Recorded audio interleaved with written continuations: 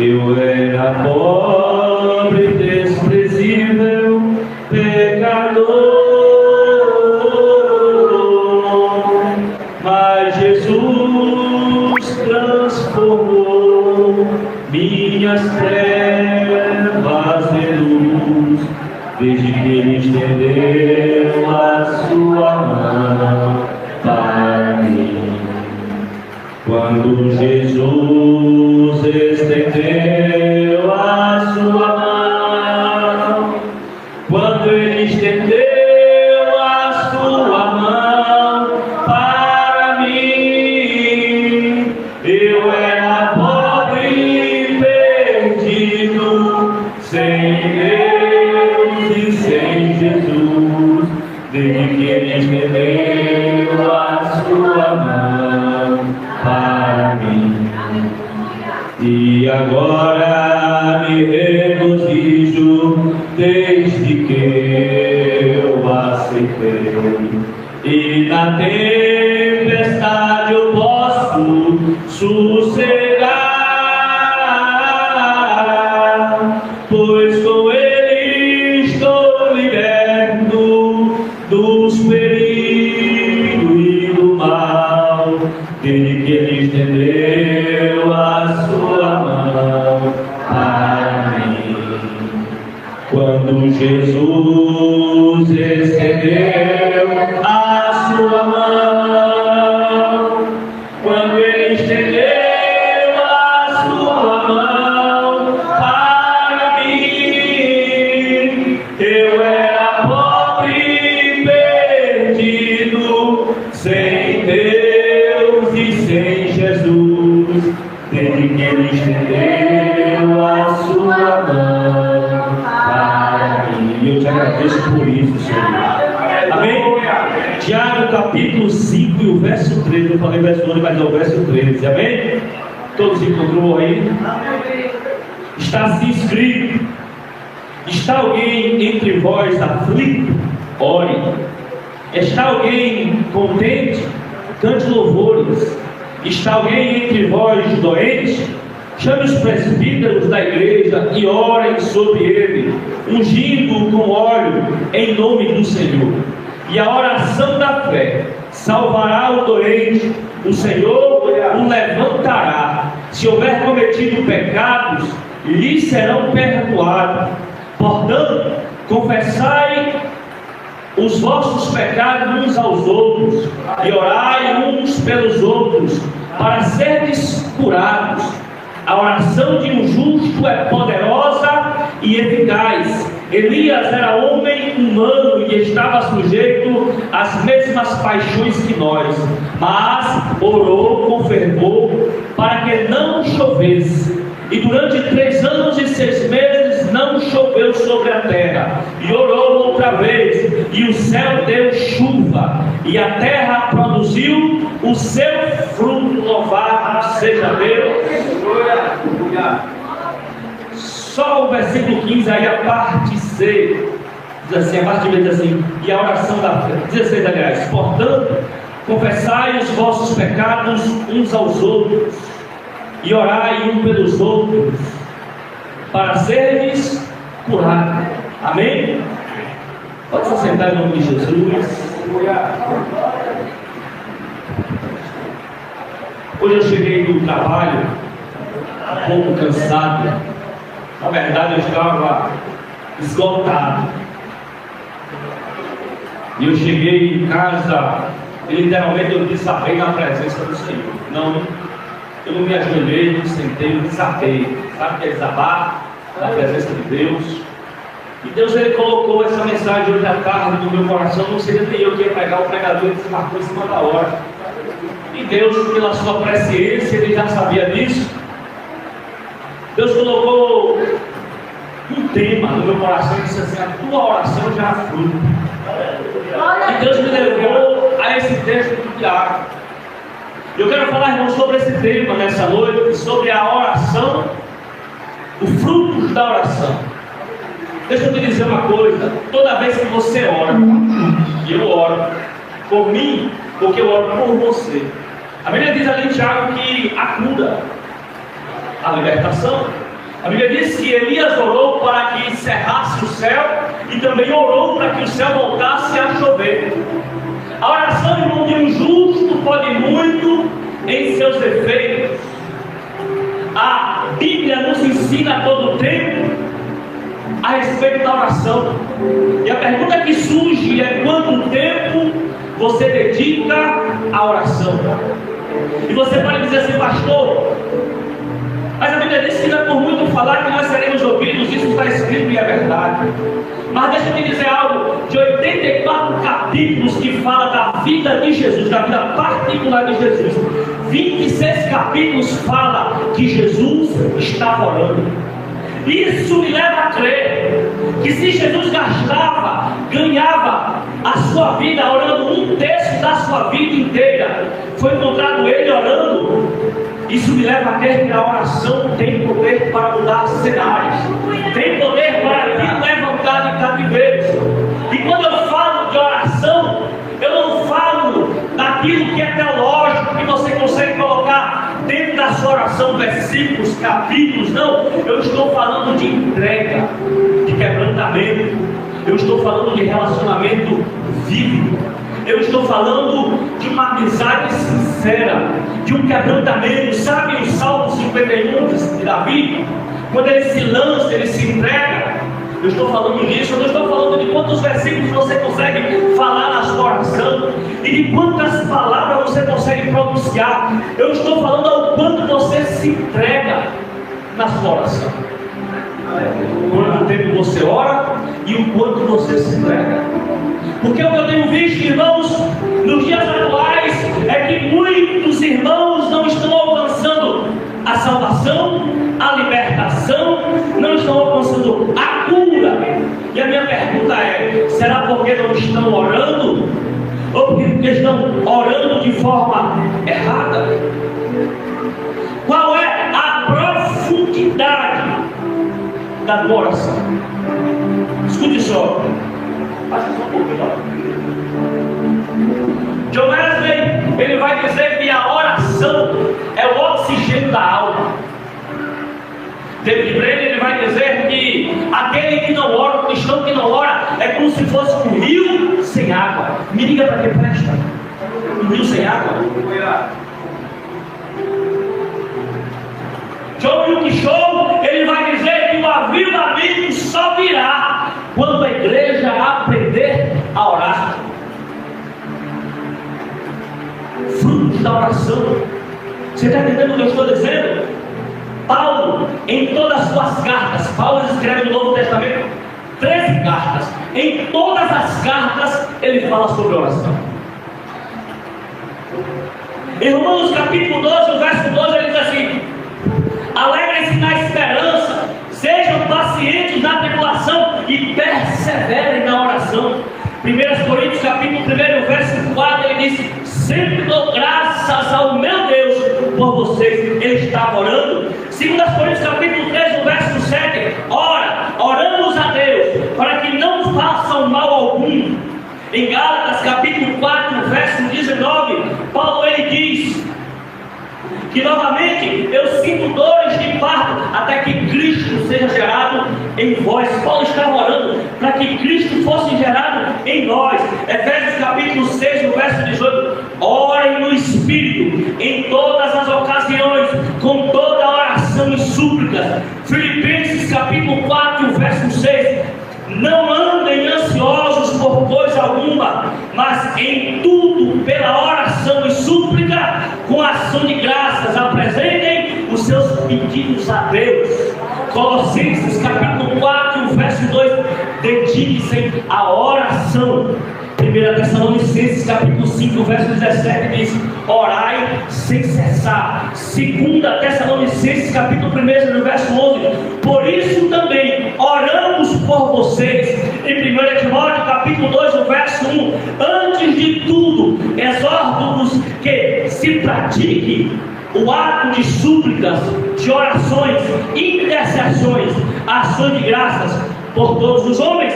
2 Timóteo capítulo 1, verso 13, tenho lembrança de vocês nas minhas orações, disse Paulo. Tito, escrevendo no seu capítulo 3 e o verso 15, 15 diz assim: graças eu te dou. Isso implica oração para que a graça de Deus te alcance. Em Filemão capítulo 1, verso 4: sempre dou graças ao meu Deus, lembrando de vocês nas minhas orações.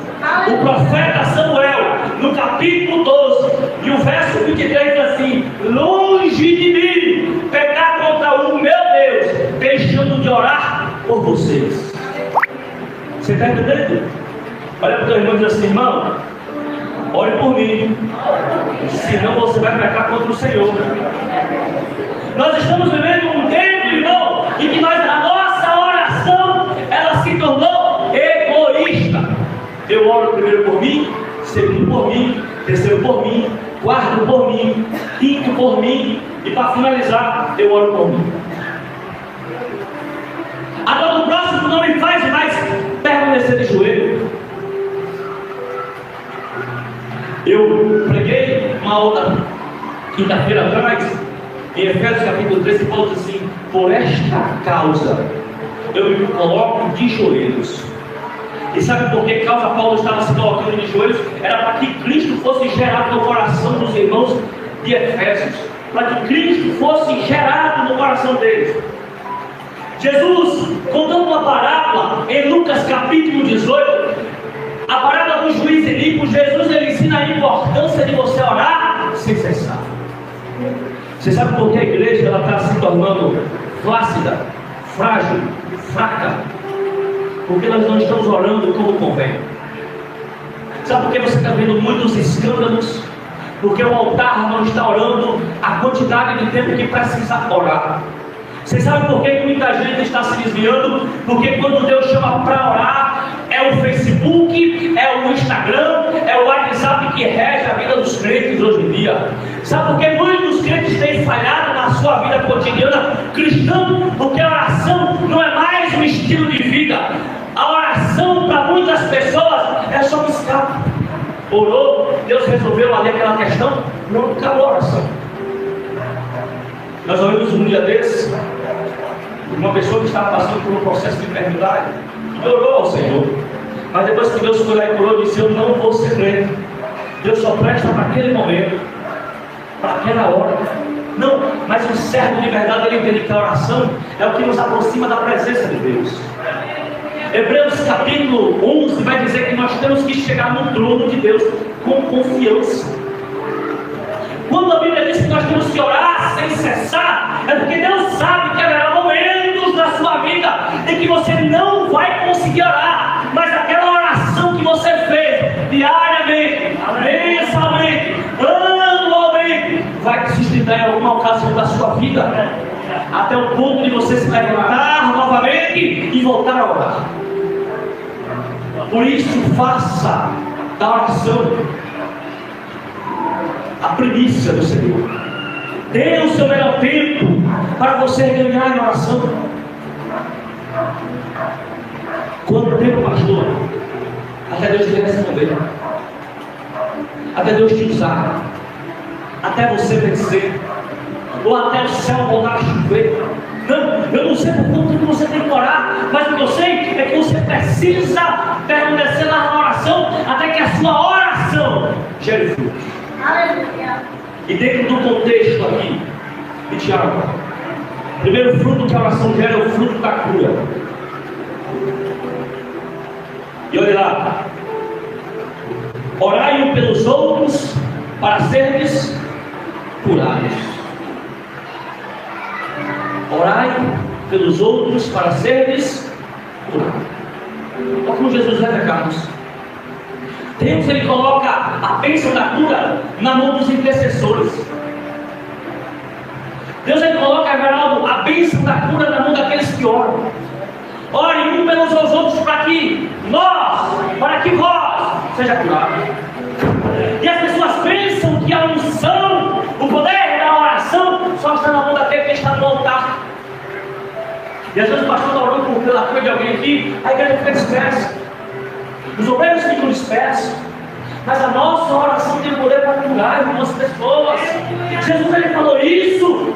A nossa oração pelos outros tem o poder de cura, tem o fruto de cura.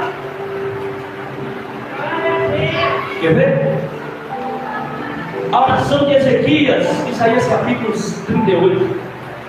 A Bíblia diz que o profeta entrou e disse: há uma sentença de morte, não cerca a tua casa, porque tu vai morrer e não vai viver. A Bíblia diz que ele encosta o rosto na parede e ora. E a Bíblia diz que é acrescentado na vida dele 15 anos como um sinal que Deus estava com ele, através da oração. A oração de Moisés curou Miriam. Quando Miriam se levantou contra Moisés, ela foi tomada de lepra. E Moisés orou e disse: oh meu Deus, eu te peço que o Senhor a cure. A oração de Moisés purificou Miriam. A oração de Eliseu ressuscitou o filho da Sunamita, lá em 2 Reis capítulo 4. A oração do profeta ressuscitou. A oração de Pedro na porta do templo chamado Formosa, orou pelo coxo e disse: em nome de Jesus, levanta e anda. E o coxo foi e levantou. A oração tem poder para curar. Em Atos 28, Paulo ora pelo pai de Públio. O pai de Públio estava enfermo com febre, e quando se teria, Paulo ora e ministra sobre ele a cura. Atos 28. E aquele homem foi curado. A intercessão da mãe da mulher Ciro Fenícia, ou a mulher Cananéia, Mateus capítulo 15, ela diz: Jesus, cura minha filha, porque ela está terrivelmente endemoniada. E a Bíblia diz que depois daquela intercessão, Jesus enviou uma palavra e a menina foi liberta. Olha para o teu lado e veja aos irmãos que estão passando por um processo de enfermidade e começa a apresentar hoje nos teus joelhos. Ei, eu não estou falando só de enfermidade física, tem enfermidade na alma, tem enfermidade na mente. Ore para que o poder de Deus desça e cure toda sorte de enfermidades, para que seja glorificado no nome do Senhor. Aleluia.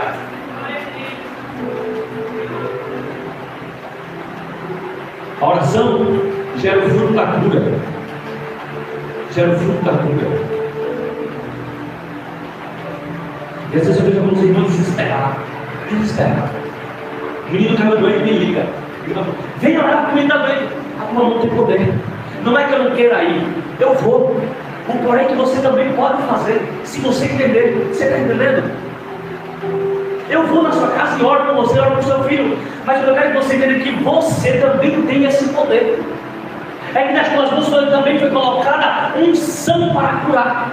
Que você também pode, através do nome de Jesus, colocar a mão sobre o enfermo e dizer: eu te curo em nome do Senhor Jesus.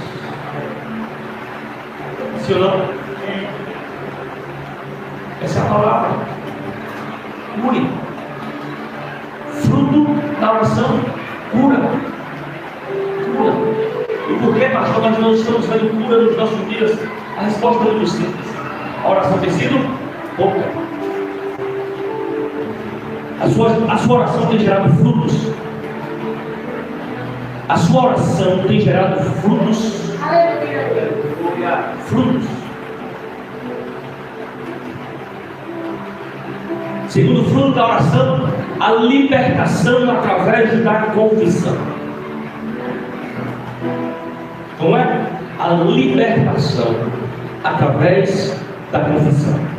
Escuta, verso 16: portanto, confessai os vossos pecados uns aos outros e orai pelos outros para serem curados. Olha o que está escrito no verso 20: sabei que aquele que fizer converter um pecador do erro do seu caminho salvará da morte uma alma e cobrirá uma multidão de pecados. A oração verdadeira, através do quebrantamento, da intimidade, da comunhão, do arrependimento, gera um fruto de libertação. E às vezes a gente encontra pessoas na presença do Senhor que não são libertas de muitas coisas. Por quê? É porque a mensagem que está sendo pregada não tem poder para libertar? Tem. É porque o louvor que está sendo cantado não tem poder para libertar? Tem. Porém, irmão, se eu não fizer a minha parte de orar para que Deus me liberte, me aprisionando. Os irmãos têm hora para os irmãos que estão cativos. Mas se eu só confiar, se eu só ficar esperando a oração do irmão, não vai surtir efeito na minha vida. Olha o que 1 João diz, 1 João capítulo 9: se confessarmos os nossos pecados, Ele é fiel e justo para nos perdoar dos pecados e nos purificar de toda injustiça. Provérbios 28, verso 3 vai dizer: aquele que cobre as suas transgressões não vai prosperar, mas aquele que as confessa e deixa alcançará misericórdia. Algum mal passa, algum abismo que você não está alcançando a libertação. Qual é, pastor? É a sua confissão não está havendo, e por isso não está tendo libertação, não está orando, confessando, e por isso está preso, está aqui. Mas através da oração, da confissão, haverá libertação. Deixa eu ler um texto lá em Salmos capítulo 32. Abra comigo e vamos analisar esse texto, só para você entender um pouco do que eu estou falando. Salmo 32 diz assim, até o verso 6: bem-aventurado aquele cuja transgressão é perdoada e cujo pecado é coberto. Bem-aventurado o homem a quem o Senhor não atribuiu pecado e em quem não há engano. Enquanto me calei, envelheceram-se os meus ossos. Pelo meu bramido o dia todo, pois de dia e de noite a tua mão pesava sobre mim. E o meu vigor se esgotou, como em tempo de seca. Confessei-te o meu pecado e a minha maldade não me cobri. Disse: confessarei ao Senhor as minhas transgressões, e tu, Senhor, perdoastes a culpa do meu pecado. Pelo que todo aquele que é fiel orará a ti, a tempo de ti poder achar. Escuta, o verso 3 e o verso 4 do Salmo fala a respeito da opressão do pecado, daquilo que você é aprisionado. Toda prisão traz opressão, e quando se há um pecado não confessado, um pecado oculto, tenha certeza que aquele pecado ele vai te oprimir, vai te lançar para baixo, vai te tirar do caminho, vai te colocar uma depressão, uma ansiedade. Por quê? Porque não foi confessado. Olha o que o salmista diz: enquanto me calei, envelheceram os meus ossos. Davi estava dizendo que enquanto ele estava calado a respeito do seu pecado, ele sentia dor por dentro dos ossos, sentia a velhice dos seus ossos. É a opressão do pecado, pela falta da oração e da confissão. No verso 6, o salmista ele relata sobre a fidelidade daquele que ama a Deus. Olha como ele diz: pelo que todo aquele que é fiel orará a ti, a tempo de te poder achar. O salmista estava dizendo assim: eu pequei, por algum tempo eu ocultei, os meus ossos doeram, mas o fiel, ele vai orar para a restauração da sua vida. Ele vai orar enquanto Deus se pode ser encontrado. Não, ele não vai com o pecado para o juízo, ele vai confessar o seu pecado para que haja restauração e o perdão de Deus. É por isso, irmãos, que se você tem dificuldade de confessar pecado, se você tem dificuldade de pedir perdão, se você costuma errar, falhar, denegrir e não tem a disponibilidade de dizer me perdoe ou te perdoo, isso pode estar acontecendo com você. Os seus ossos podem estar envelhecendo por conta do pecado. A mão do Senhor pode estar pesando sobre a sua vida, e por conta disso, é essa opressão.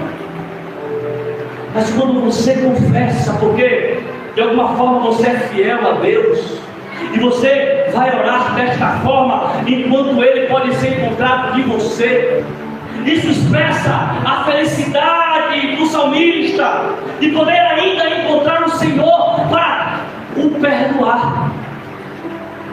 Você está entendendo? Mas da mesma forma, se você tem um coração duro de não pedir perdão e não perdoar, que não confessar os seus pecados, a morte pode vir sobre você sem aviso. E você carregar aquele pecado oculto para o dia do juízo.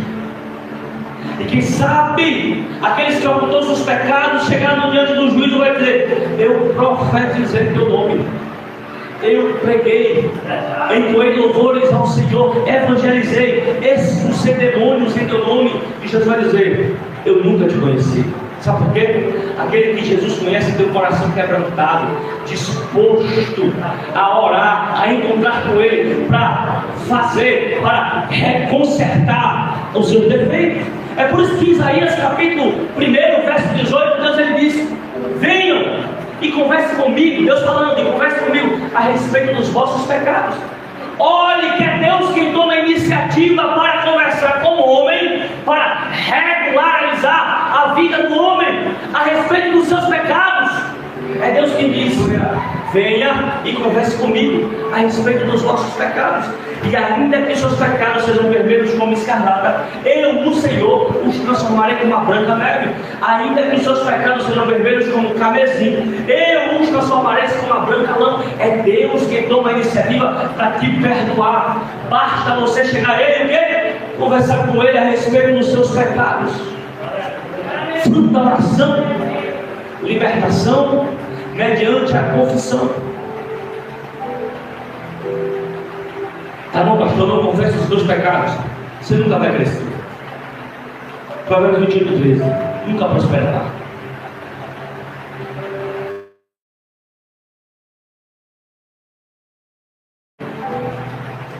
Mas eu quero dizer, não faz se você não confessar. No início de minha fé, eu tinha um perdão para liberar sobre a vida de alguém. Enquanto eu não liberei, eu sentia que eu avançava 2 passos e voltava 10. Eu sabia que tinha algo que me prendia no passado, que me deixava prisioneiro lá. Eu sabia que eu precisava resolver aquela questão para poder avançar. Enquanto eu não resolvia, por 3 anos eu tentei entender. Sabe, quando você nada e não sai da praia? Assim estava eu. Porque eu precisava resolver questões passadas, mágoas e rancores que ficaram lá. Enquanto eu não resolvia, os meus ossos doíam. O meu ministério não avançava, não havia firmeza em meus passos. Mas quando eu consertei aquela vereda, Jesus ele me fez avançar. Louvado seja Deus. Me fez liberto através da confissão. E haverá libertação quando você confessar. Quando você orar, dizendo: Senhor, pequei, me liberta. Quando você orar, Deus vai libertar os teus. Quando você orar, Deus vai libertar os de longe, os de perto. Quando você orar, Deus vai dar libertação pela sua vida, pela vida da sua família. Quando você orar, quando você interceder, através da confissão. Ou a gente não confessa o pecado quando a gente ora. Uma vez o pastor Jorge estava pregando aqui na igreja, ele falou que a nossa confissão estava errada, eu concordei com ele. Porque a gente não erra tanto e faz um bom de Senhor, me perdoe pelas minhas falhas. Mas a Bíblia diz que as nossas súplicas, cada uma delas tem que ser conhecida do Senhor. Até a nossa confissão, irmãos, tem que ser conhecida dele. Ele sabe da palavra antes que saia a boca, ele conhece. Mas o que ele quer é que você expresse, que você diga. Mas a gente sabe o que a gente faz? A gente faz um bolo, pega tudo, as folhas tudo, junta num pacote e diz: esse pacote o senhor precisa me perdoar. Eu não quero nem mais tocar no assunto, eu quero que o senhor me perdoe, se me perdoe. E eu falei: rapaz, que coisa interessante, o João pregou hoje aqui. Isso é verdade, ele diz um pacote inteiro. Aí ele sabe que errou com fulano, errou com ciclano. E não consegue, faz o bolo. Que você aprenda a orar, a interceder, a confessar verdadeiramente os seus pecados, para que você possa produzir frutos, para que a tua oração comece a gerar frutos. Louvado seja Deus. Terceiro fruto da oração, o fruto da comunhão.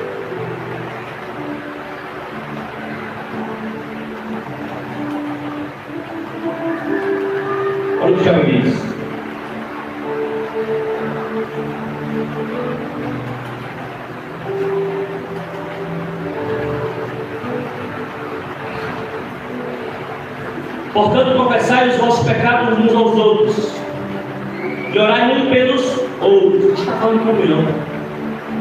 Comunhão.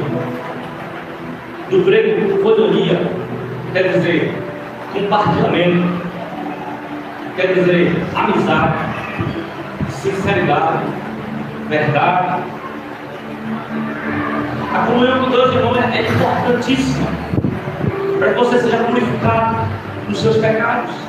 Você precisa de tempo oportuno, em todo o tempo, entrar na presença de Deus com comunhão com Ele. Mas você não pode ter comunhão com Ele se você não tem comunhão com seus irmãos. E comunhão com os irmãos é participação através da oração. Comunhão com os irmãos é participação através da oração. Você está entendendo? Como é que eu participo da igreja geral? Através da oração. Deus, vai lá, como meu amigo, conserve ele na tua presença, cure as enfermidades, as dificuldades, sustenha, pega ele pela tua mão e não só. Isso é comunhão, isso é partilha através da oração. A gente não tem feito isso.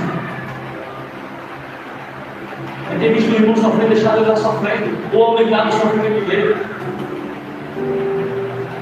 Às vezes está vendo o irmão ali, passando por uma necessidade, não pergunta a Deus o que foi, já diz não, foi pecado. Acrescenta a dor do irmão por uma coisa que você nem sabe. Para você poder entrar em joelho, em oração, e dizer, Senhor, eu não sei porque o irmão está passando, mas o Senhor conhece todas as coisas. Vai lá, meu Pai, faça conforme o teu querer e a tua vontade. A nossa oração é para que se cumpra o quê? A vontade do Senhor sobre a minha vida e sobre a sua vida. Mas a verdade, sabe o que muitos fazem? Ficar rodeando ao redor, espreitando como Satanás, que está ao redor, procurando o defeito, qual foi o problema, qual foi a circunstância, para ter algo para o acusar. Mas na verdade o papel da igreja nunca foi esse. O papel da igreja sempre foi intercessório. Ainda que o irmão caia, tropece feio, arrebente com a cara, o nosso papel é dizer, Senhor, ele caiu, mas eu sei que o teu propósito é ver ele de pé. Vai lá e visite, cure, sustente. Eu vou usar um ditado que minha mãe usava. Os irmãos têm pegado no pau e terminaram de matar o outro irmão. Mas nós podemos saber o quê? Transformar esse cenário através da oração. Como é que eu tenho, irmão? Comunhão é partilhar, é compartilhar mediante a oração. A Bíblia diz que a igreja crescia em unidade, em união, em comunhão, em coinonia. E a Bíblia diz que nessa comunhão Deus acrescentava os irmãos que haviam de se salvar. É por isso que a igreja primitiva, ela começou com 12 em Jesus Cristo, foi para 70 em Lucas capítulo 10, em Atos dos Apóstolos havia 120, em Atos capítulo 3 tinha 3.000 almas, em Atos capítulo 10 tinha mais 8.000 almas, em Atos capítulo 20 a Bíblia diz que toda a região da Ásia já tinha ouvido falar do Evangelho, porque a igreja vivia em comunhão, compartilhava a partir da oração, irmão. Imagina aí, começou com 120 e sacudiu o mundo, irmão, através da oração. O livro de Atos termina de uma forma como se tivesse algo a mais para contar. Não sei se você já leu, mas toda vez que eu leio Atos dos Apóstolos, parece que a história termina como se Deus não quisesse contar mais nada, mas que ela continuou com seus feitos, com seus prodígios, deixando só o gostinho de quero mais no nosso coração. Termina assim, como se tivesse algo mais para ser contado. É porque eu sei que os apóstolos continuaram a fazer a obra do Senhor, muitos milagres, prodígios, maravilhas, comunhão, a igreja era crescendo. Tá bom, pastor? Já que o senhor falou que a igreja crescia em comunhão, porque muitas vezes a igreja não cresce? Porque os irmãos não têm crescido de graça e conhecimento? Porque falta comunhão. Porque não tem havido libertação? Porque falta comunhão. Os grupinhos um grupinho aqui, outro grupinho ali. Não vou chamar de grupo não, que é algo suave. Eu vou chamar de facção. Uma facção ali, outra facção ali. Não, somos um corpo só. A Bíblia diz que nós partilhamos do mesmo pão, nós partilhamos a mesma fé, um só batismo. Mas o povo divide a placa. Eu sou da Assembleia de Deus, eu sou da Deus é amor. Mas na verdade ela está dizendo, eu sou de Cristo. Já vi isso na Bíblia. Um dizia, eu sou de Paulo, outro dizia, eu sou de Apolo. Mas na verdade todos nós somos de Cristo, participamos do mesmo corpo. Somos do mesmo corpo, membros de um só corpo, comemos do mesmo pão, disse Jesus. Do mesmo pão. Comunhão. A igreja crescia em unidade e unanimamente. Escute uma coisa: uma igreja unida, ela se fortalece junto. Uma igreja que ora pelo mesmo propósito, ela cresce em comunhão junto. Tem irmão que por aqui está perguntando, pastor, qual é o propósito dessa igreja mesmo? Você sabe qual é o propósito dessa igreja? Os obreiros você sabe. Então você sabe qual é o propósito dessa igreja? Se você não sabe o propósito dessa igreja, você ora pelo propósito da igreja, não ora. Então como é que a gente cresce em comunhão? Se você não sabe qual é o propósito dessa igreja? Peguei você, não peguei? Se você não sabe qual é o propósito dessa igreja, você ora pelo propósito que ela tem? Frutos da oração, comunhão.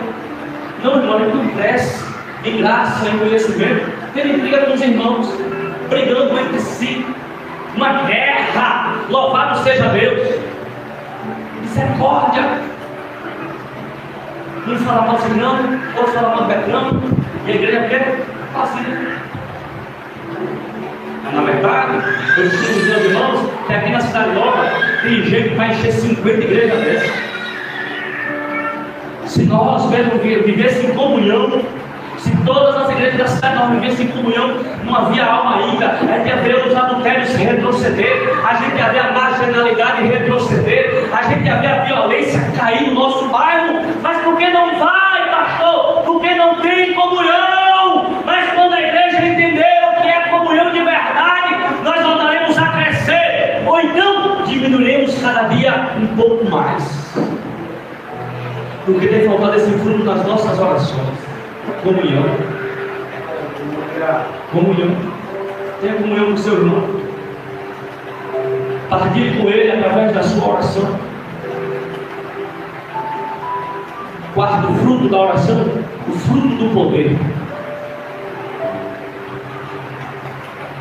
Olha o verso 17. Elias era homem humano e estava sujeito às mesmas paixões que nós, mas orou com fervor para que não chovesse. E durante 3 anos e 6 meses não choveu sobre a terra. E orou outra vez, e o céu deu chuva, e a terra produziu o seu fruto. Através de quê? Da oração de Elias. Da oração de Elias. Sabe o que eu entendo aqui? É que a oração, irmão, ela move o céu. Ela move o céu. Move o céu. Ó, Elias orou e trancou o céu. Não vai chover. E Deus, eu assino embaixo do que você falou. Tá certo? Orou de novo e falou, agora chove. 3 anos, 6 meses depois agora chove. Deus foi lá e abriu as portas do céu, mas eu chove. A nossa oração move o nome de Deus. Se a nossa oração estiver alinhada com a vontade dele, a mão dele se move em direção à nossa oração. Você está entendendo? Eu sei também que a oração ela muda o cenário. Olha o verso 15. E a oração da fé salvará o doente. Qual era o cenário ali? Enfermidade. O cenário de quê? Doença. A Bíblia diz que Jesus chega na casa de Pedro, estava a sogra de Pedro enferma, com febre. O cenário era de enfermidade. Mas quando ele chegou e orou, a sogra de Pedro foi curada. O cego Bartimeu O cenário dele era de cegueira, mas ele começou a clamar, a orar, a dizer: filho de Davi, tenha misericórdia de mim. Orou, Deus escutou, e o cenário foi mudado. O cenário foi mudado. Quando Jesus estava na multiplicação dos pães, a multidão estava com fome. Ele pega os pães e ora, dando graças a Deus. Mudou o cenário de fome para um cenário de fartura. Louvado seja Deus.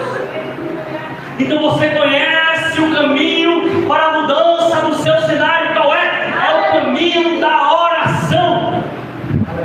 É o que vai mudar a sua vida. É o que vai mudar a sua vida.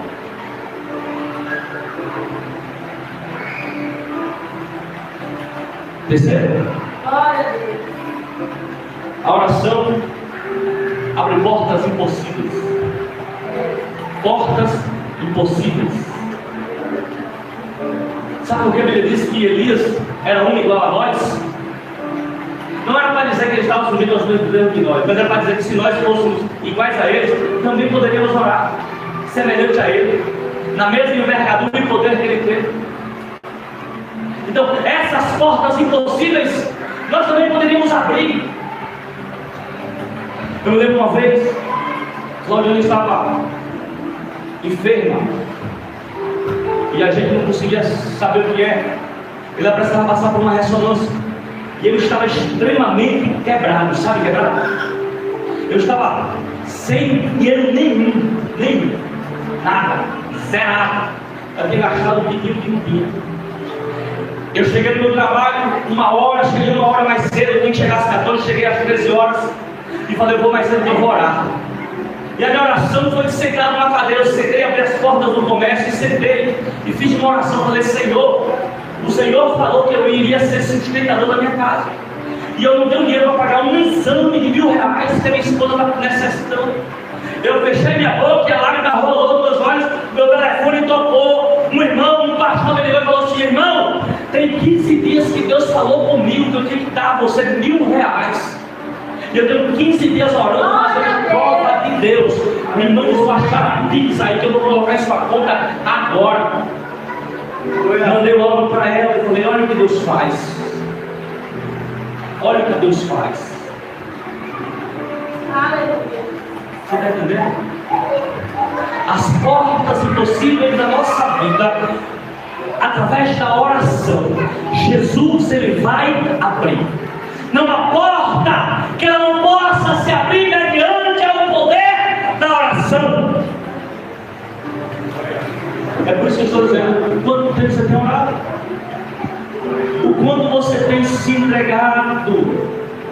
Através da oração, homens fracos se tornam fortes. Através da oração, através de homens que eram fracos, dobrando os seus joelhos, se tornaram homens fortes. Quanto menos oração, mais preocupação. Quanto mais oração, mais intervenção de Deus na sua vida. Se coloque de pé, vamos orar. Aleluia.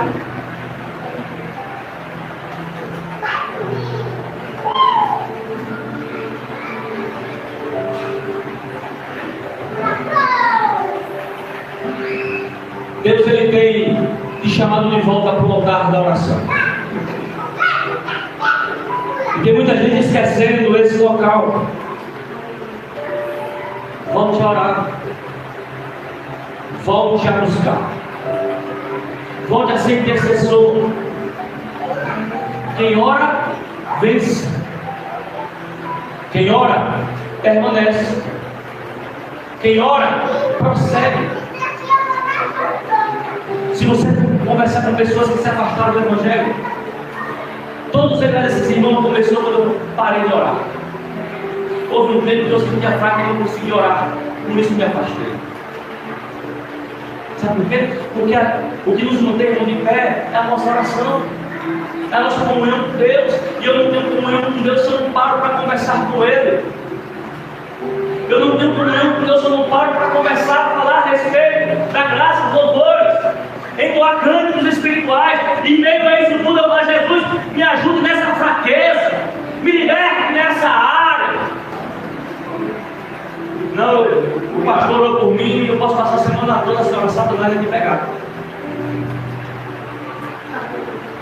Ora. Ora. Sabe? Eu falei aqui com um dos homens. Ele falou sobre oração. E você chega na casa dele aqui, lá em Londres, naqueles pisos de madeira de antigamente, as marcas do joelho estavam lá. Virou ponto turístico. As igrejas vão lá visitar a casa dele só para ver as marcas do joelho. Quando aquele homem orava, ele ficou as marcas de um assoalho na casa.